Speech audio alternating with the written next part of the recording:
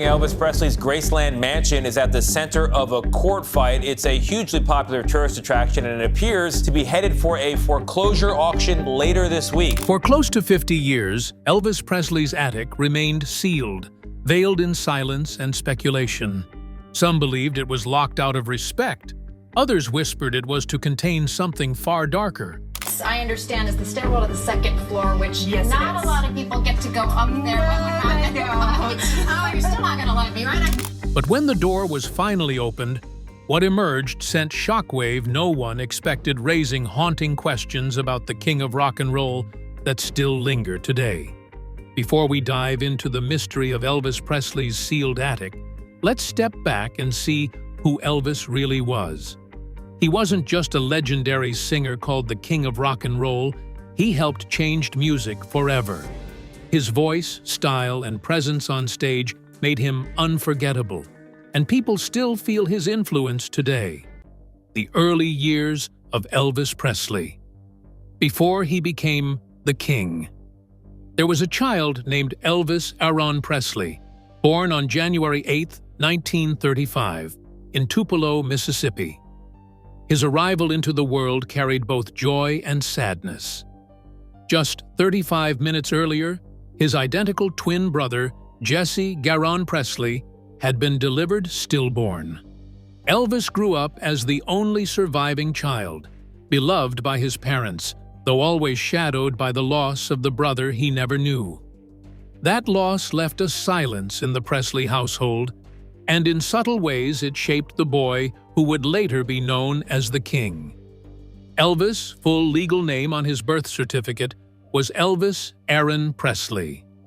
Later in life, he changed it to Aaron. It was a small change, but it showed how much he still felt the loss of his brother and how deeply that missing bond stayed with him. Elvis grew up in a world where money was scarce, and every day was a struggle. At every turn, his family faced hardship, and poverty was more than just a word. It was their reality. Vernon Presley, his father, moved from job to job, never finding steady footing. Times were so lean that the Presleys often depended on neighbors for help or on government food programs to make ends meet. Things got even harder for the family in 1938 when Elvis's dad, Vernon, was convicted of altering a check. His jail sentence lasted 8 months, and with him gone, the family lost their home. The Presleys never had much, and in those years they struggled to hold on to even the basics. Despite these tough beginnings, life slowly moved forward. When Elvis started school in 1941, he seemed like a quiet, ordinary kid. But music was already becoming a big part of his life. At age 10, he sang Old Shep at a fair and won 5th place. Elvis received his first guitar at age 11. He got it on his 11th birthday, January 8, 1946. "I took the guitar, and I watched people, and I learned to play a little bit," he remembered years later. At first, however, he was far too shy to perform openly. In 6th grade, Elvis began playing music at school, even though some kids teased him. He found support from a radio host named Mississippi Slim, who taught him guitar and let him sing on air. Elvis was too shy at first, but came back the next week and bravely performed. That early experience gave him a taste of performing and planted a seed that would grow. In 1948, Elvis moved to Memphis with his family, chasing a better life. He was a shy teenager, often teased, but already shaping his own style. In 1953, he surprised everyone at a school talent show with his singing, and the crowd loved it. Elvis couldn't read music, but he learned by listening. He spent hours in record stores and loved gospel and rhythm and blues, letting all those sounds shape the music he would one day make. By the time he graduated in 1953, he had no doubts. Music wasn't just a dream, it was his future. He just needed the right moment to take his first big step. In 1954, Elvis walked into Sun Records in Memphis. Producer Sam Phillips was hunting for a singer who could blend black music with popular styles. Elvis tried out a ballad called "Without You," but the room stayed flat. No spark, no magic, just another failed audition. Or so it seemed. For a while, it seemed like another failed audition. Then, almost by accident, everything changed. Elvis, guitarist Scotty Moore, and bassist Bill Black began fooling around with a lively version of Arthur Big Boy Crudup's "That's All Right." The music got faster, the rhythm had a lively swing, and suddenly, the room came alive. Phillips stopped them and asked what they had just done. The trio wasn't sure, so they played it again. That was the moment Phillips knew he had found what he'd been searching for. Within days, local disc jockey Dewey Phillips aired "That's All Right" on his Red, Hot and Blue show. The phones lit up with requests, and listeners couldn't get enough. Some people even wondered if the new singer was black, because his voice and style sounded so much like the music they had grown up listening to. To settle the buzz, Dewey invited Elvis on air, asked which high school he attended. Paired with a fresh take on "Blue Moon of Kentucky," the single spread fast, far beyond Memphis. By October 1954, Elvis and his bandmates, Scotty and Bill, were playing on a popular Saturday night radio show called the Louisiana Hayride. Their exciting performances helped them gain many fans. By the end of 1955, RCA Victor, a large company, purchased Elvis's contract for a record-breaking $40,000.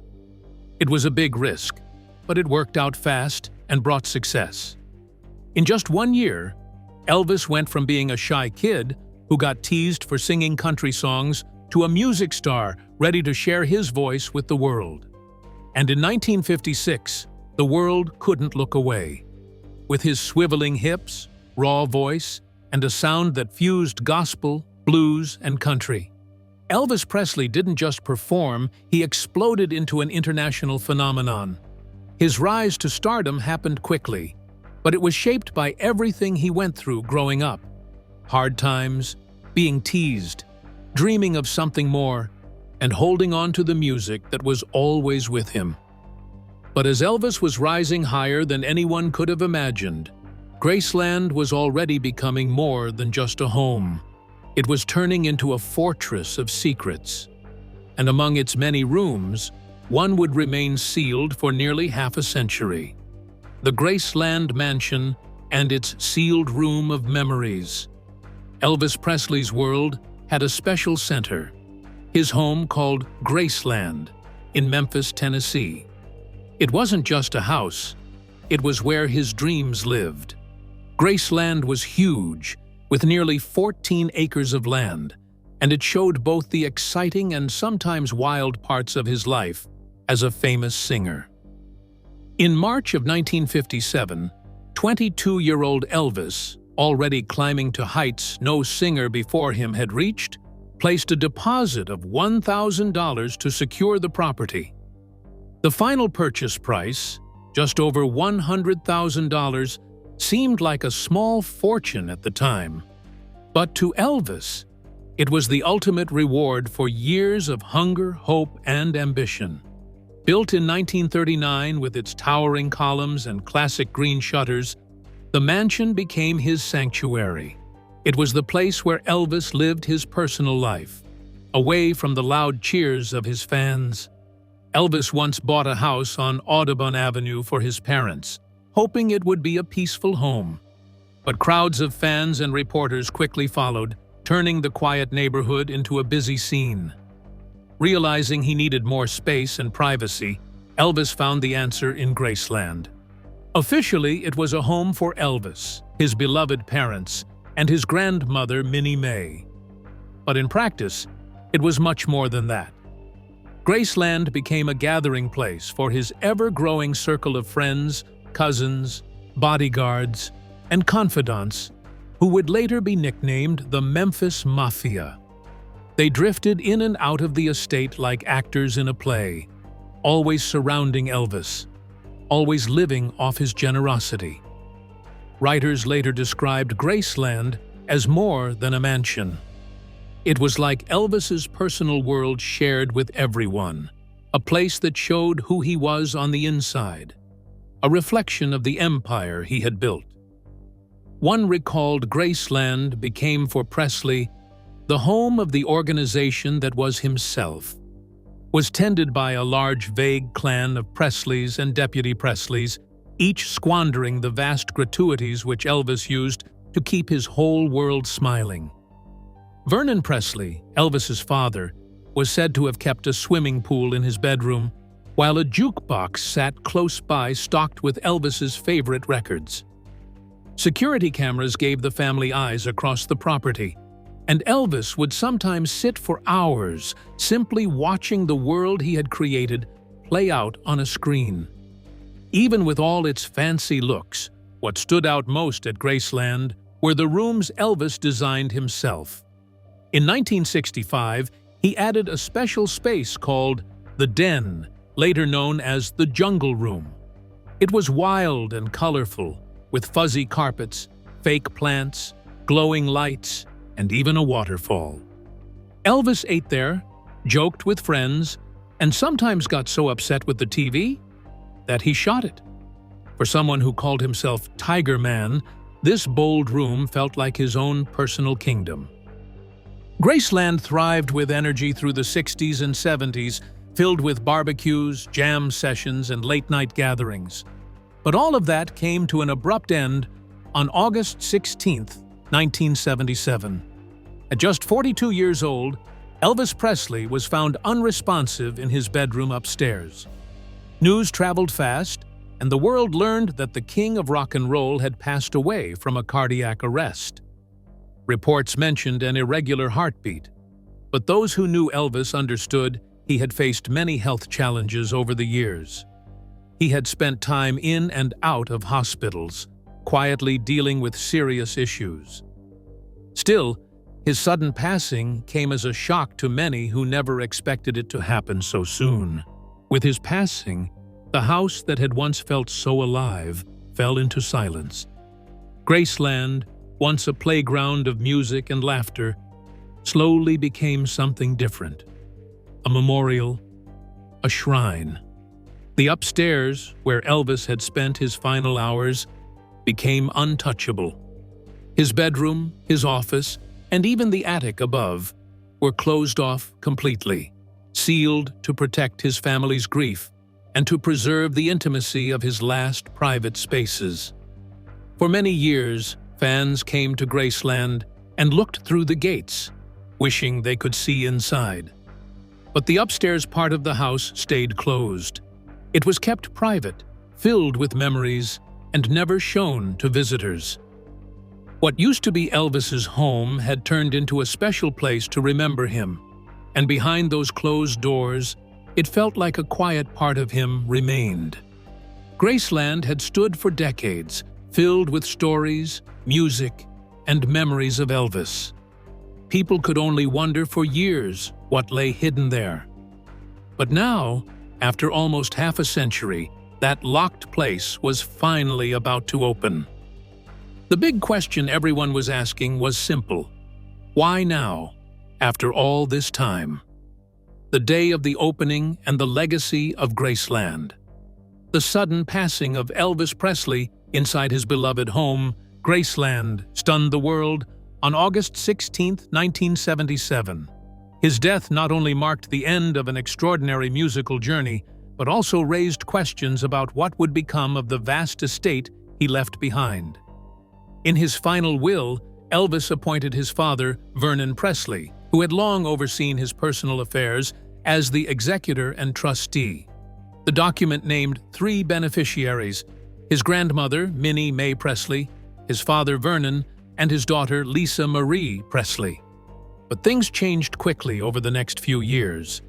Vernon passed away in 1979, and only a year later, Minnie Mae also passed away.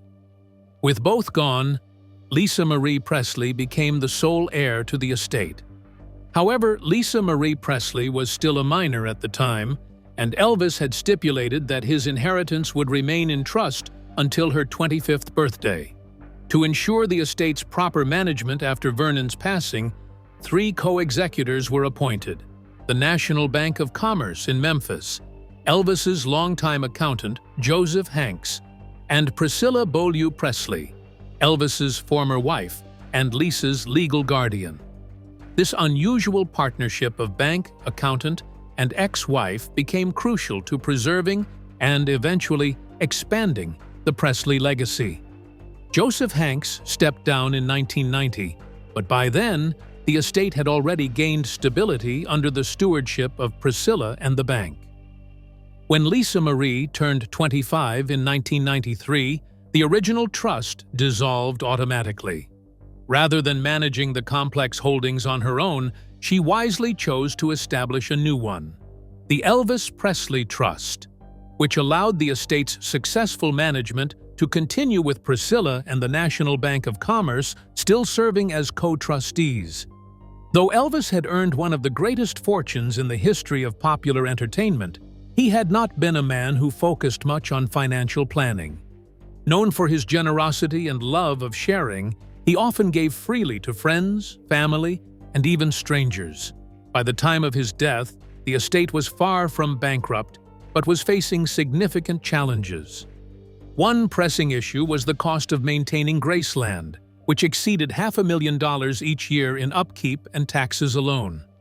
To solve the problem, Priscilla and the executors made what would become a historic decision. They opened Graceland to the public. On June 7, 1982, Graceland officially welcomed visitors, transforming from a private residence into one of the most iconic tourist attractions in the United States. The idea proved to be not only financially successful, but also culturally significant, drawing fans from around the globe who wished to walk in the footsteps of the King of Rock and Roll. The estate soon expanded its reach beyond the mansion itself. In 1983, through a long-term lease, Elvis Presley Enterprises, EPE, acquired the shopping plaza across the street. Built in the 1960s as an ordinary strip mall, it had quickly become overcrowded with low-quality souvenir shops after Elvis's passing.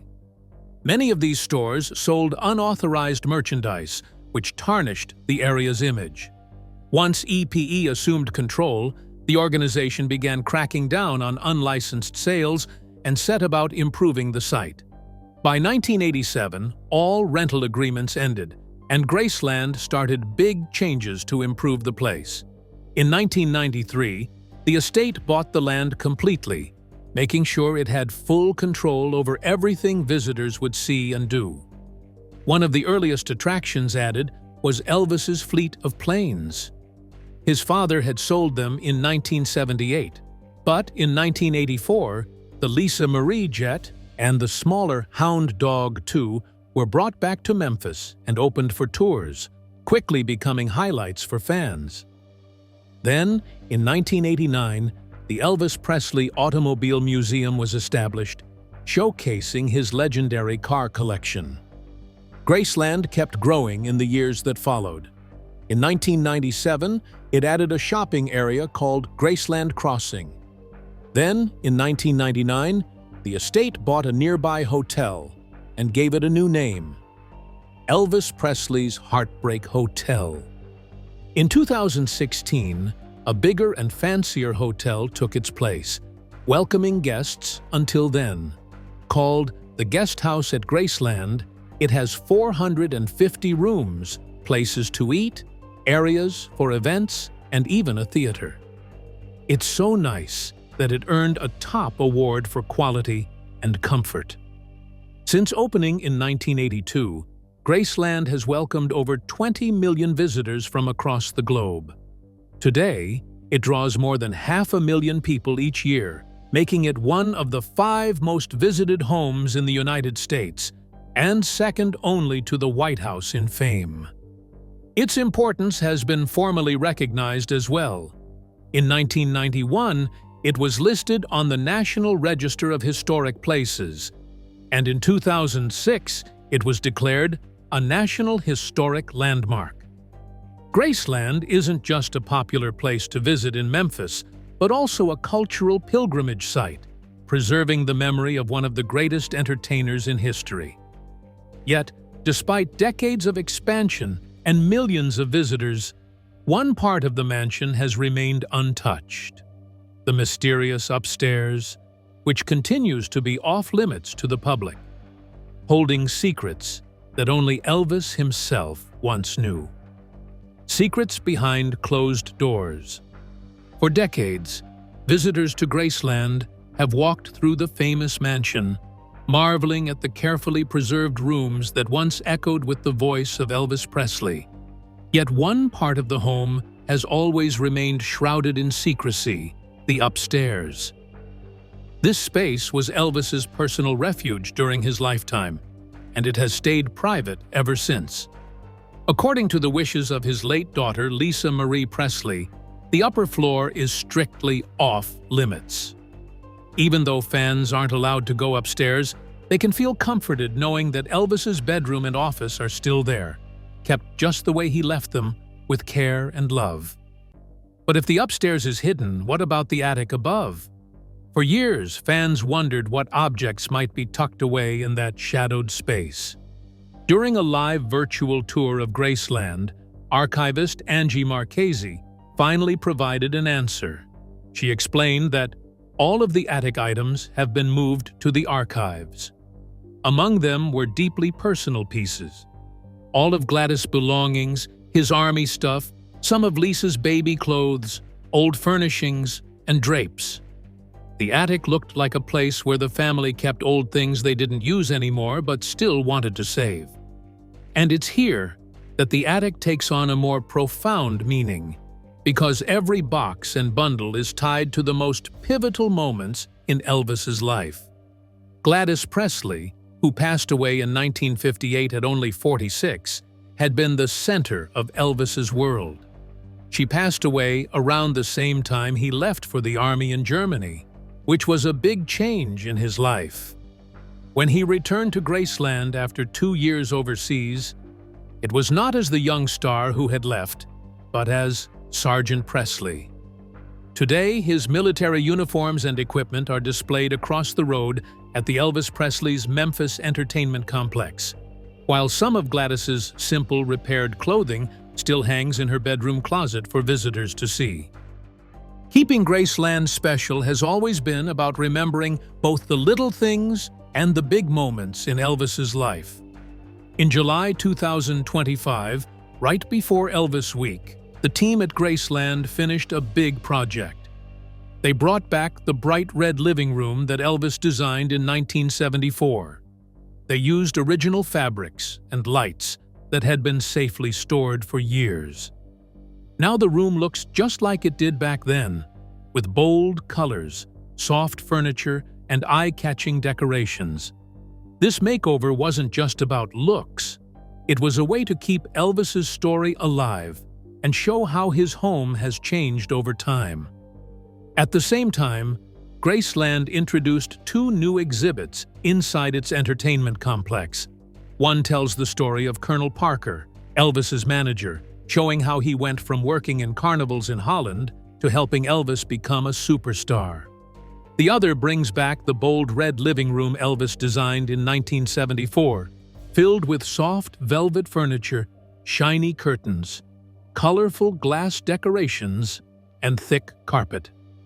The most eye-catching part is a pair of glowing rain lamps that sparkle with flowing oil, showing off the fun and flashy style of the 1970s. Graceland added another fun exhibit called Elvis, Dressed to Rock. It showed well over 100 of Elvis's stage outfits, including the famous Aloha from Hawaii jumpsuit from his big satellite concert, and the Aztec Sun, which was the last suit he wore on stage. Next to it was the 90 for 90 collection, showing 90 special items from Graceland's archives. Each one shared a personal story from Elvis's life. These exhibits helped fans see both the superstar everyone knew and the private person behind the music. But just as fans were enjoying these new glimpses into Elvis's world, a deeper discovery was quietly unfolding behind the scenes. Yet no exhibit could prepare anyone for what lay hidden beyond the locked attic door. Sealed since Elvis's death in August 1977, it was untouched for decades.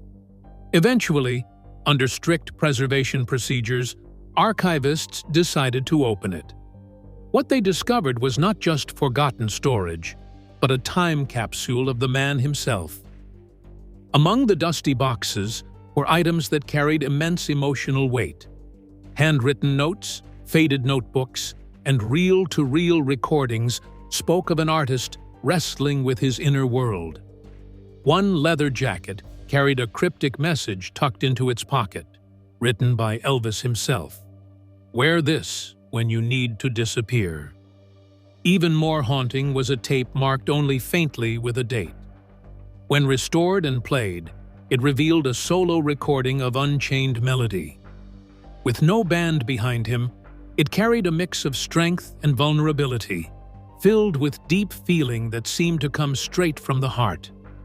The recording was made just a few months before he passed away, and instead of sounding like he was practicing, it felt more like he was saying goodbye.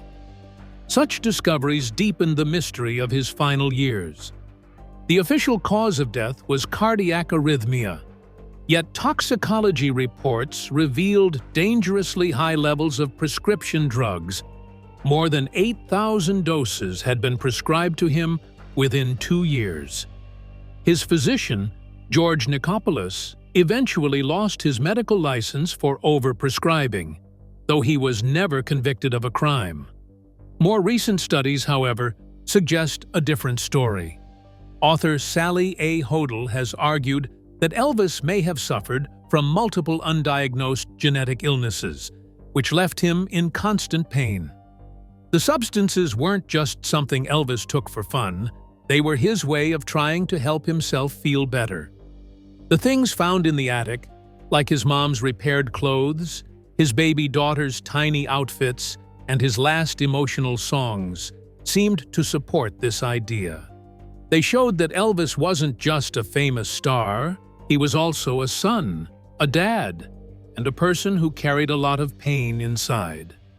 The attic of Graceland, long locked away, had become more than a storage space. It had transformed into a silent witness, preserving fragments of Elvis Presley's struggles and hopes. And though visitors may never walk those hidden stairs, the secrets found there add a new dimension to the story of the king, reminding the world that behind the dazzling lights of fame was a man who faced deep struggles, just like the powerful feelings in his music. The conspiracy theories. Since Elvis Presley's passing, rumors have refused to die with him. Over the years, countless false but persistent stories have claimed that the Elvis never truly left the building. These tales, often made up, claimed that Elvis never really left us.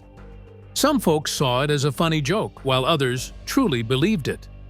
The things found in the attic and the spooky note that said, "Wear this when you need to disappear," made people even more curious.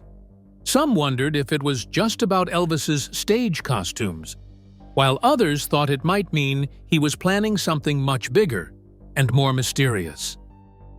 Most history experts don't believe the idea at all, but the odd things found in the attic gave fans who do believe even more to think about. There were old photos no one had seen before, fake names written on little pieces of paper, and partly burned documents that seemed to suggest Elvis might have taken a secret flight just weeks before he died. These stories about Elvis still being alive started many years ago. In the early 1980s, fans quietly shared the idea in small magazines before it became more popular. The first time someone said they saw Elvis was just one day after he died. They claimed a man who looked a lot like him got on a plane in Memphis using the name John Burroughs, a name Elvis had used before. Thereafter, people began looking for clues linked to John Burroughs. and it became a big part of the mystery.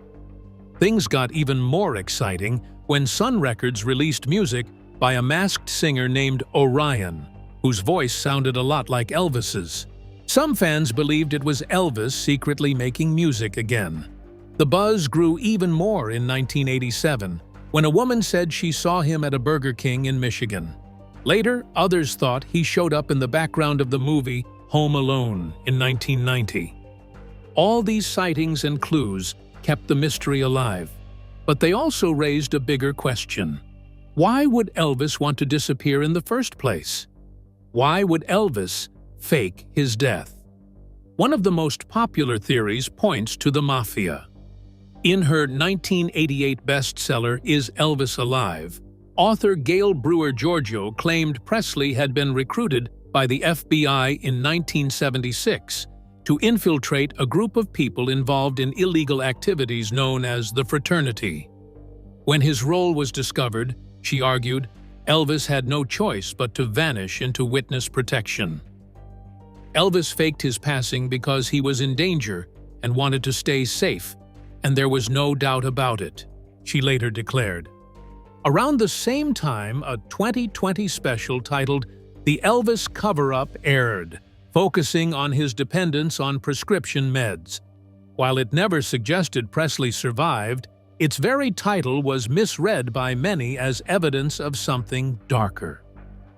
Brewer Giorgio and others seized on that misunderstanding, pushing the theory further.